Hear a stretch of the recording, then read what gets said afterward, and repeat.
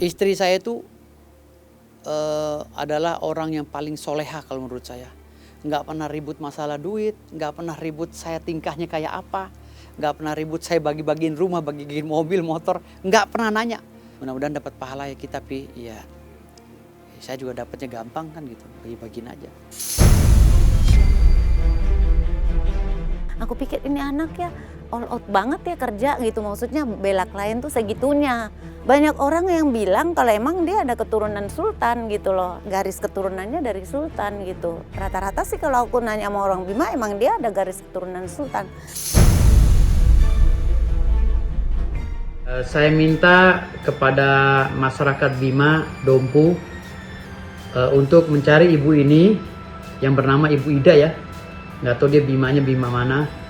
Mohon suruh hubungi saya segera, saya kasih rumah seharga ratusan juta.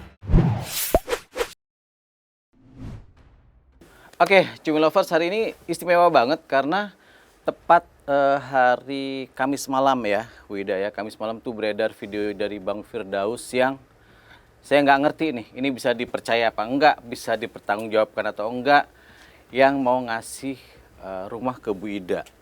Kebetulan kita kenal dengan Bu Ida, saya undang Bu Ida, saya telepon Bang Firdaus, dua-duanya ngerespon. Sekarang saya temuin.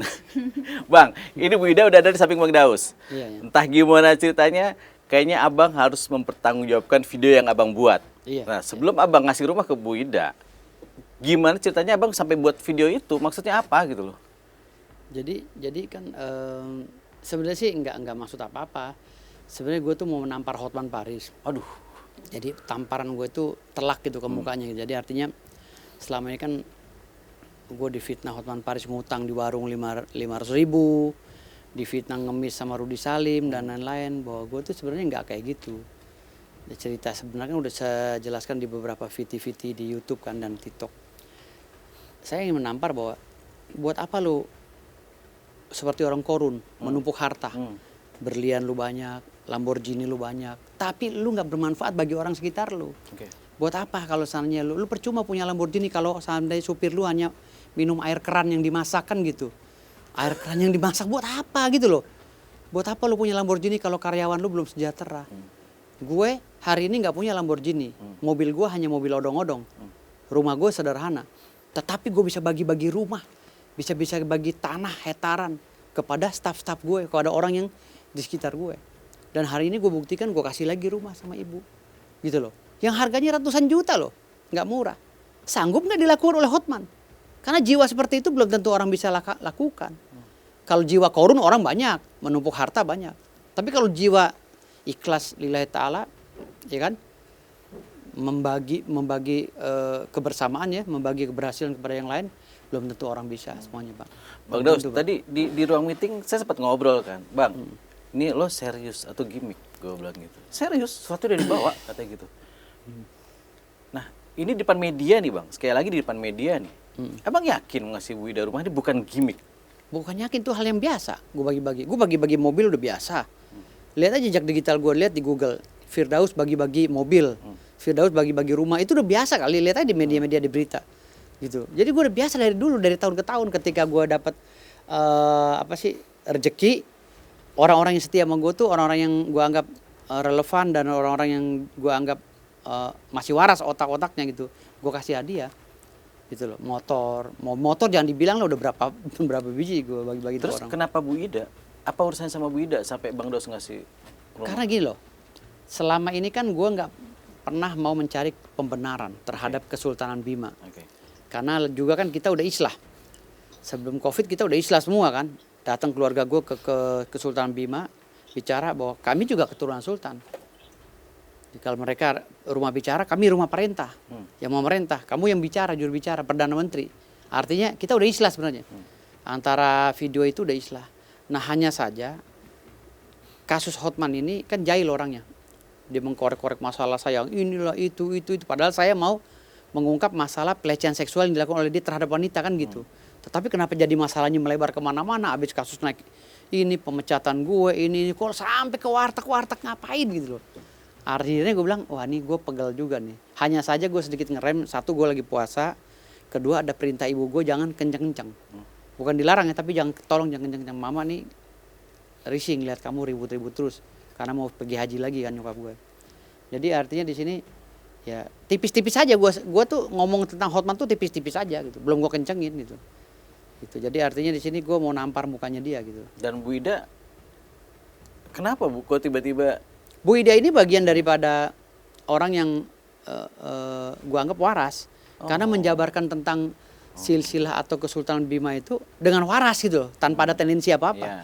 Waras, polos. Dan ini juga awalnya juga bersengketa sama gue ternyata. Ternyata Gua pernah berseberangan ya? Pernah cekcok sama gue gitu. Pernah gue blokir nomornya juga. Gara-gara gue kan jadi kuasa hukumnya Sanjay. Tapi beliau adalah korbannya Sanjay. Gue disuruh balik arah untuk membela dia dan meninggalkan klien gue. Gue nggak bisa. Untuk berkhianat gue nggak bisa. Gitu. Kalau gue udah terima kuasa gitu. Bu Ida, ini kan semua bermula dari video di cumi-cumi.com ya. Saat Ibu ditanyakan seperti apa sih karakter Bang Daus, ya kan, dan Ibu banyak cerita. Itu emang Ibu nggak ngarang-ngarang ya? Emang itu yang Ibu tahu tentang Bang Daus dan kebudayaan Bima gitu? Terus terang aja saya waktu diajak wawancara saya nggak tahu sama sekali kalau ngebahas tentang Bang Firdaus gitu. Ya saya datang dikira dengan wawancara masalah saya Yang nih kasus gitu itu kan, ya, yang UMKM. kasus saya gitu kan. Terus tiba-tiba waktu ditelepon tuh orang Bima ya, iya. Bisa nggak Bu saya wawancara gitu. Oh, kapan gitu, hari ini. Bisa gitu, ya udah katanya di mana Bu? Ya udah aku ke Indigo aja gitu kan. Kan rumah dekat ke sini. Terus tiba-tiba sampai sini wawancaranya mengenai Firdaus ya Bu. Loh, terus aku materinya apa gitu kan? Aku kan nggak ngikutin kenal, Firdaus dan sebagainya, tapi aku tahu si Firdaus itu kayak gimana gitu. Dan aku ngelihat kasus dia yang sama Bang Hotman ini, aku jadi kayak kok begini sih Bang Hotman sama ibaratnya kita satu kampung merasa teriris gitu loh. Dan aku tuh respect sama dia, sama Firdaus ini pada saat aku diblokir WA-nya gara-gara aku suruh ini masih ada nih WA-nya gitu. Iya. Aku itu pertama kali hubungi Bang Firdaus itu tanggal 10 November 2024 ya kan. Ini aku coba lihat di WA dulu sebentar ya. Firdaus. Sampai hari ini WA aku masih diblokir ya kan. Tuh, Bang, jadi buka tuh Bang. Saya nggak tahu. terakhir namanya. aku tuh komunikasi tanggal 10 November tanggal 8 November aku tahu nomornya dia, tanggal 10 November aku komunikasi, terus tanggal 14 November aku diblokir. Ya kan? Blokirnya itu dengan ngata-ngatain aku gitu. Kamu siapa? Gitu loh. Emang kenapa kalau satu kampung gitu? Gue kenal lu juga enggak gitu. Nggak usah bawa-bawa kampung deh, ini pekerjaan saya. Oh, berarti itu menunjukkan betapa Dia membela profesionalnya gitu kliennya. loh. Nah justru aku jadi respect. Oh ini anak nih kekeh ya, pantesan dia sampai naik meja gitu loh gitu. Jadi itu menurut aku adalah sesuatu hal yang dia itu ngelihat kliennya dalam keadaan terancam.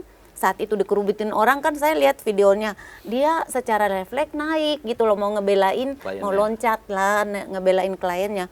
Aku pikir ini anak ya all out banget ya kerja gitu, maksudnya bela klien tuh segitunya. Oh pantas sih dia di setiap dia punya pekerjaan tuh berhasil. Karena kalau orang yang sungguh-sungguh dalam pekerjaan udah pasti berhasil kan gitu loh. Nah aku melihat dia di situ. Oh anak ini karakternya bagus sih sebenarnya, cuman ya namanya orang laki-laki kan banyak gaya ya gitu ya kan. Kebanyakan gaya dia Bu. Ya banyak gaya untuk dia branding dirinya kan gitu. Orang itu kan perlu branding. Sama kayak Bang Hotman begini-begini. Terus ya menurut Bang aku Firdaus ya dengan gayanya. Kalau menurut aku apa sih dia kan bukan koruptor nih menurut aku ya, kalau pendapat saya nih. Bang Firdaus itu bukan koruptor, terhadap wanita juga dia respect gitu loh. Aku nggak pernah ngelihat videonya Bang Firdaus itu ngelecehin wanita. Justru Bang Hotman yang aku lihat itu menjijikan gitu. Kalau menurut aku ya, pandangan aku sebagai wanita.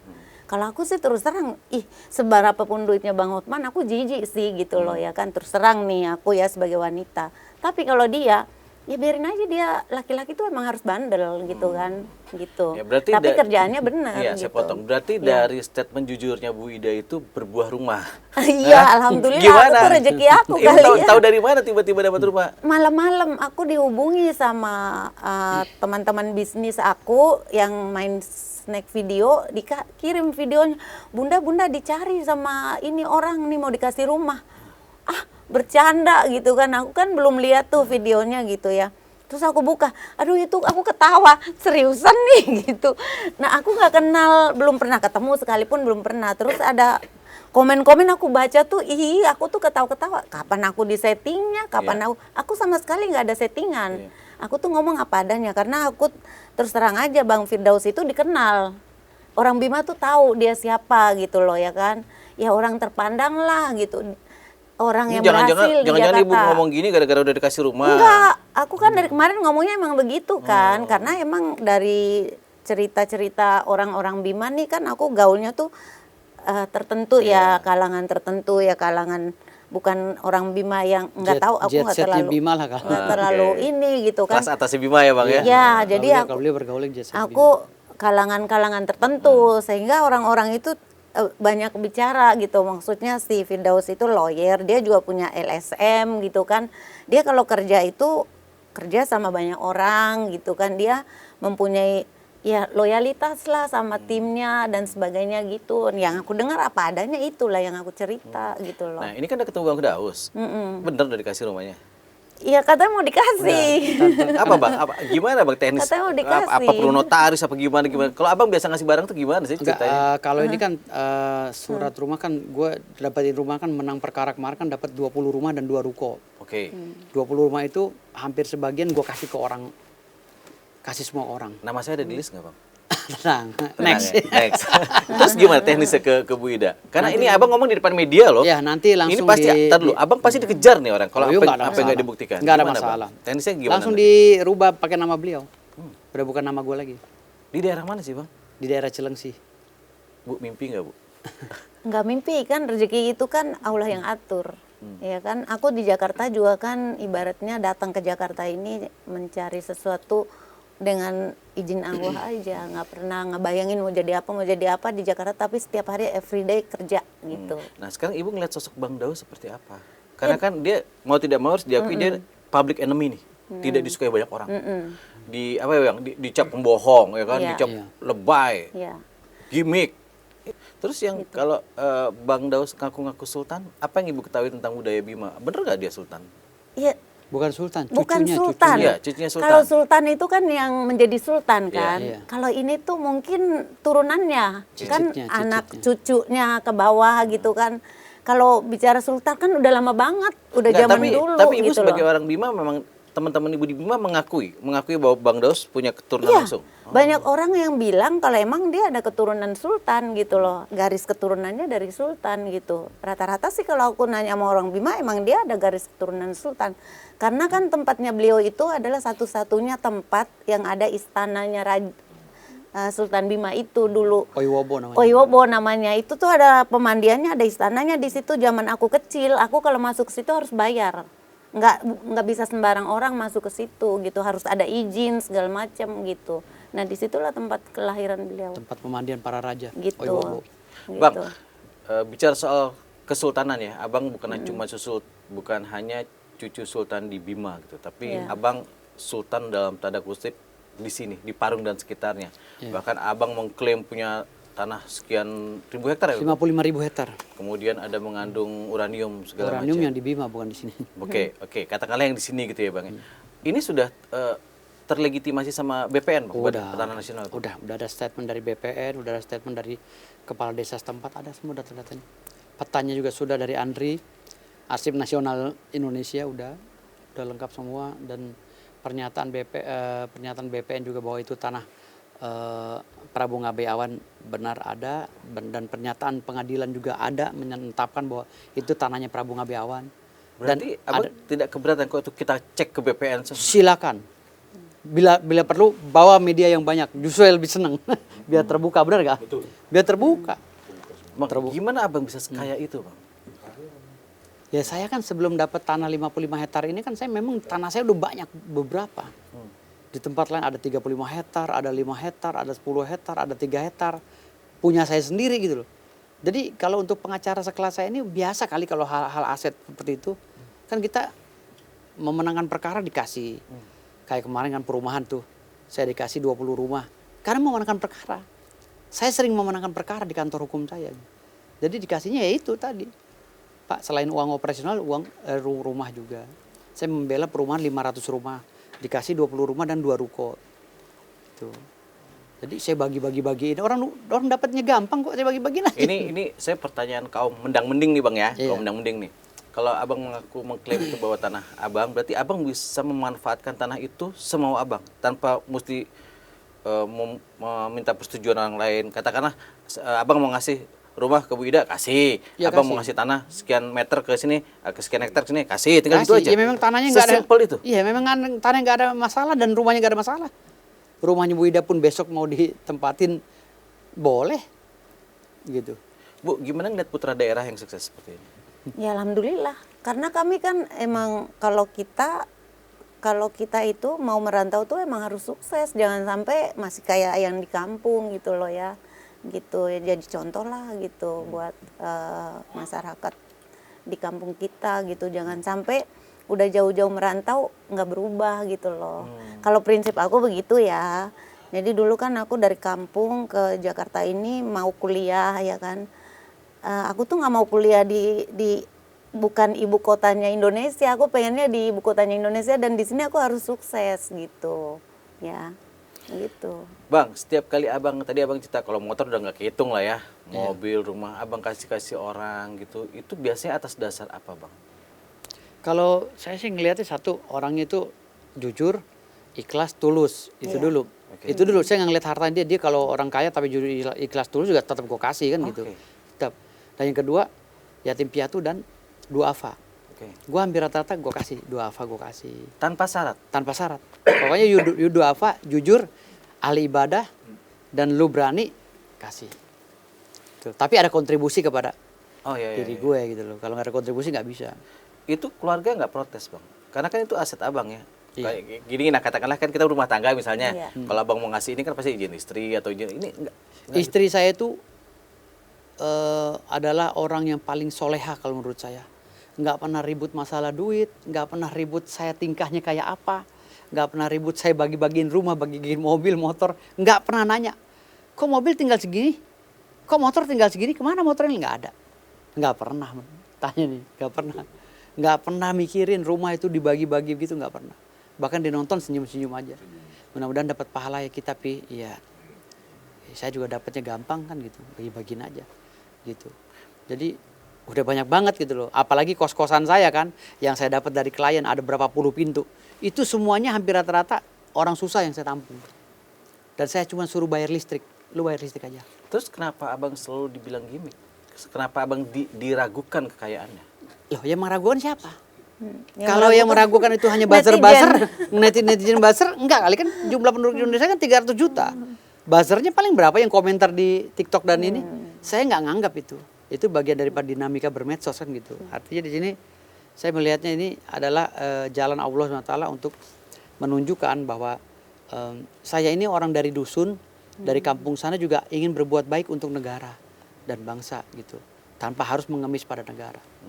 Terus Bang, kenapa Abang hanya menimbun aset, maksudnya tanah, bangunan, rumah? Kenapa Abang tidak menunjukkannya pada diri Abang, misalnya dengan mobil mewah, dengan tampilan mentereng? Kenapa Abang tidak menunjukkan? Kalau itu? mobil saya udah gonta-ganti berapa kali. Saya pernah punya Land Cruiser, punya Harrier, Camry, BMW, Mercy itu udah biasa, Alphard biasa bagi saya gitu. Jadi udah nggak kaget lagi. Dan di masa-masa menjelang tua ini saya malah nggak tertarik dengan mobil. Saya malah mau bangun pesantren gitu loh. Udah nggak mikir lagi yang kayak gitu-gitu karena kalau kita tampil lebih kece lagi banyak godaannya. Kasihan istri saya yang setia di rumah gitu loh. Kalau saya ganteng kan gitu. Takutnya nih sekarang aja cewek udah banyak yang inbox kan gitu. Apalagi saya makin ganteng kan gitu. Artinya saya masih menghargai hati perasaan daripada ibunya anak saya gitu. Tapi Abang tadi bilang sudah tua lah, udah nggak tertarik lagi dengan kebendaan, dengan mobil. Iya. Tapi Abang main nawar di Rudy Salim mobil segala macam yang akhirnya jadi kasus dan bahasa Inggris abang pun akhirnya disorot jadi abang Inggris kejawen segala Itu macam sebenarnya saya memang ingin membungkam sih sebenarnya. Saya beli juga bukan untuk dipakai, buat dibakar gitu. Ya, Serius, Bang? Iya memang saya mau beli mau buat dibakar, tapi maksudnya membungkam tuh bahwa jangan sombong deh, ini nggak ada Oke, apa-apanya. gue bisa semua. beli nih, Iya, gitu gue ya. bisa beli dan gue bisa bakar. Nggak gue pakai, masih dalam plastik gue bakar. Artinya ini sebenarnya bukan apa-apa. Ini titipan Allah SWT. Dan kalau lu numpuk harta, korun, nggak bermanfaat bagi yang lain, buat apa? Akan jadi penyakit kok. Gitu. Kalau kita sering sedekah itu insya Allah. Terus kenapa kemarin nggak jadi dibeli? Ya, Kenapa nggak jadi kan dibayar? belum laku tanahnya. Oke. Kan lagi jual tanah. Tapi apabila tanah itu terjual tetap mau beli mobil? Tetap beli. Tetap gue beli. Bang, abang merasa sakit hati nggak sih dengan dibilang yang bahasa Inggris kemarin ancur-ancuran gitu? Enggak, karena gue lihat Hotman Paris juga bahasa Inggrisnya hancur. Jadi kalau dia ngatain gue hancur, dia juga hancur. Sama anak gue juga kalah bahasa Inggrisnya. Anak gue bahasa Inggrisnya Inggris British, Inggris Amerika. Hotman apa? Kejawen sama kayak gue. Kan lidahnya lidah kejawen. Sepertinya target abang hanya Hotman ya? Hah? Target abang hanya Hotman? Ya, karena Hotman nargetin gue. Oh, oke. Kan gue sama-sama. Gitu loh, sebab akibat. Jadi kausalitasnya ada kan gitu. Bu, sekarang di depan kamera ada Bang Daus yang janji ngasih rumah. Ibu mau ngomong apa? Ibu butuh pembuktian nggak? Ibu sempat meragukan nggak keseriusan Bang Daus? Kalau emang rezeki saya udah pasti nanti dapat lah. Ya hari ini langsung ke kantor, Gitu. langsung di... Ibu nggak merasa ini sih halu nih, ini bohong nggak merasa kayak gitu sama sekali? Iya. Maksud aku gini, aku nggak raguin Bang Firdaus karena emang aku tahu kerjanya dia seperti itu gitu loh. Dia tuh menurut orang-orang yang ngobrol sama aku ya, karakter orang Bima tuh kayak gini, kalau dia udah bekerja ya dia itu emang gigih ya. Satu itu, kedua ya dia kalau udah dipercaya sama orang tuntas kerjanya gitu loh, ya kan? Bang Daus, saya sih nggak yakin Bang Daus akan berhenti di Bu Ida pemberian ini ya. Apakah masih akan? Sampai tetap kapan, masih. Bang? Sampai saya meninggalkan dunia ini. Ya. Abang nggak ngitung hartanya masih berapa? Enggak ngitung. Saya akan terus bermanfaat bagi orang lain yang membutuhkan, yang mau bertindak jujur, bertindak ikhlas dan menegakkan amal ma'ruf nahi mungkar dengan sesungguh-sungguhnya. Itu program saya. Jadi saya tetap aja pendidikan, karena saya udah dicap ijazah palsu kan. Jadi saya pendidikan terus kuliah terus sampai saya menutup mata. Makanya gelar saya panjang kayak kereta api. Gitu. Jadi abang tuh melawan semua keraguan dengan pembuktian ya? Dengan pembuktian semuanya. Oke. Bang, sebenarnya apa sih Bang tujuan hidup Bang Daus? Ya tujuan hidup saya ya nggak ada. Tujuan hidup saya nggak punya tujuan hidup. Jadi saya nganggap Tapi masa tadi depan memberi manfaat bagi banyak orang tuh luar biasa loh Bang. Iya. Tujuan hidup itu ya kayak gitu, jalanin aja apa adanya. Saya nggak pernah punya konsep sih. Dari dulu akan masa depan yang akan datang saya jadi apa nggak tahu saya nggak pernah punya konsep. Hari ini saya dibekukan, ya inilah masa depan saya. Saya udah dibekukan. Sejauh-jauh lah, sebenarnya saya aja 10 hektar saya dapat tanah. Ini 10 hektar saya 10 kasih. hektar saya dapat. Gunung Paru. Jelas. Bang, masih berapa hektar sisanya yang mau dibagi-bagiin? 50.000 hektar. Waduh, banyak banget. Banyak. Dan rencananya program saya ini bukan bagi tanah lagi, bagi duit. Bagi duit modal. Saya boleh baris nggak sih? Sama teman-teman boleh baris. Oh. Jadi kalau Gunung Parung udah ada yang beli, udah benar-benar bisa direalisasikan suratnya apa segala, gua akan bagi-bagi modal apa gitu. Kan banyak orang yang kesusahan tuh, UMKM yang pada susah, kayak di puncak kan pada telantar tuh. Aku bagi-bagi modal. Kuncinya satu, jujur, Jujur, kerja keras, ya, rajin ibadah. Ikhlas, berani dan rajin Ikhlas. ibadah. Datang ke Bang Daus. Insya Allah, insya Allah. Oke Wida, thank you Iya. ya. Bang Daus, thank you. Iya. Iya, Saya oke. tunggu undangannya nanti untuk serah terima rumah. Jadi membuktikan bahwa Bang Iya. Daus sungguh-sungguh di videonya. Oke? Siap. Makasih loh Bang. Oke, siap. Oke, makasih.